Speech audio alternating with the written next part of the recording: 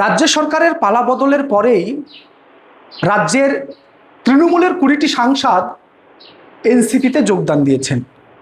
NCP মানে অনেকেই মনে করছেন এনডিএর শরিক দল, তবে সেটা সম্পূর্ণ ভুল, এমনটাই জানাচ্ছেন সাংসদ আবু তাহের খান।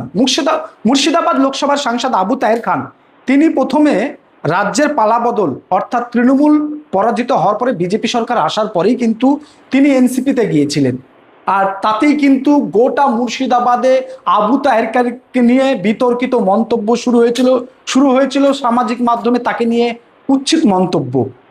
তবে তিনি চ্যালেঞ্জ করেছিলেন, আমি মুর্শিদাবাদের অর্থাৎ তার লোকসভা কেন্দ্রে ঘুরবে কোনো রকম কেউ ডিমও ছুড়বে না, কাদাও ছুড়বে না। সেটা তার প্রমাণ দিলেন তিনি বেশ কয়েকদিন ধরে। 15ই আগস্ট স্বাধীনতা দিবসের দিন দমকলের একাধিক জায়গায় তিনি কর্মসূচি পালন করেছেন, স্বাধীনতা দিবসের বিভিন্ন মঞ্চে গিয়েছেন।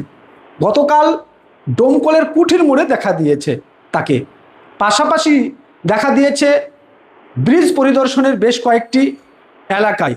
তবে আপনাদের যেটা জানিয়ে রাখি, এই আবু তাহের খান যখন দমকলের বুকে আসছে, সেই সব যারা তৃণমূল করে তারাই কিন্তু তার সাথ দিয়েছে। তবে আবু তাহের খানকে আমরা প্রশ্ন করেছিলাম তিনি বর্তমানে কোন দলে আছেন, তিনি কি চিন্তা ভাবনা করছেন।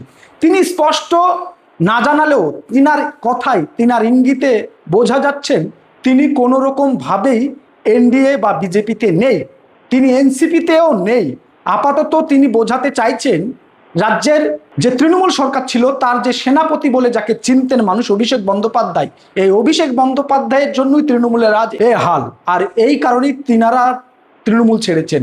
কিন্তু তাই বলে মমতা বন্দ্যোপাধ্যায়ের প্রতি তাদের ভরসা, বিশ্বাস, আস্থা হারায়নি।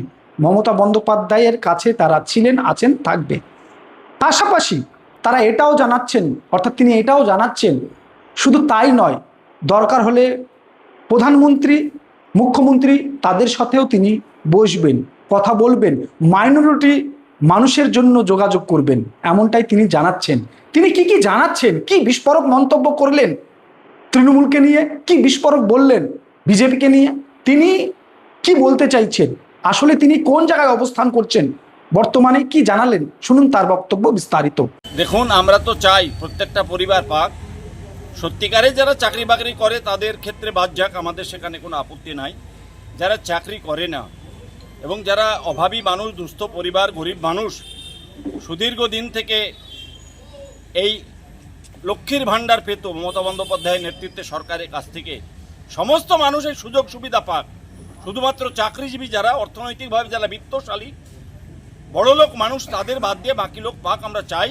এবং মাননীয় মুখ্যমন্ত্রীর সঙ্গে আমাদের এই বিষয়ে কথা হয়েছে, আমাদেরকেও বলেছে যদি এরকম কিছু পরিবার থাকে তাহলে আপনারাও 2-5 হাজার অন্তত আপনাদের পার্লামেন্ট কনস্টিটিউয়েন্সিতে অ্যাপ্লিকেশন আমাদেরকে দেন, আমরা করে দেব।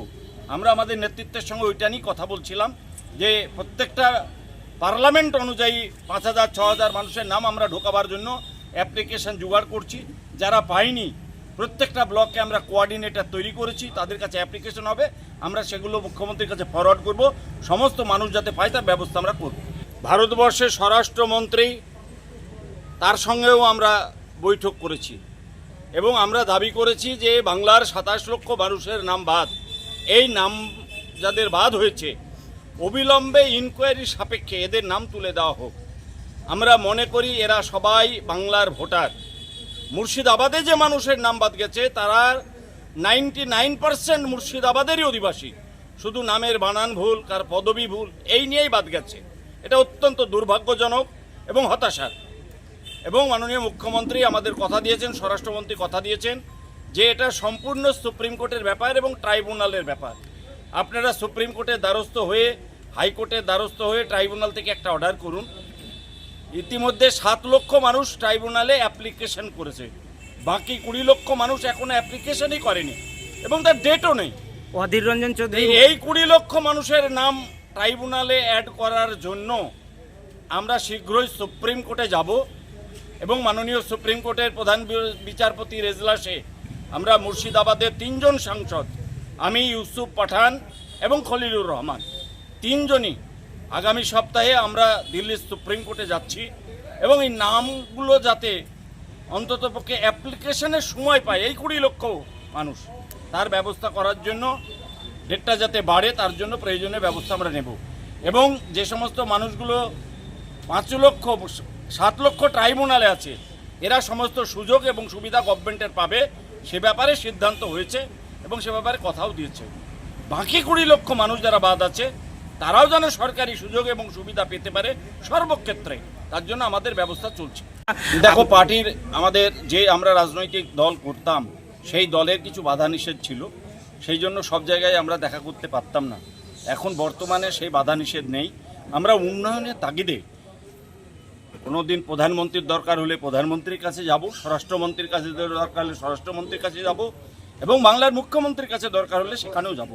আমরা চাই আমাদের যে নির্বাচনী এলাকা মুর্শিদাবাদ, সেই মুর্শিদাবাদ বিভিন্ন দিক থেকে পিছিয়ে আছে, সেই মুর্শিদাবাদের যেন সার্বিক উন্নয়ন হয়।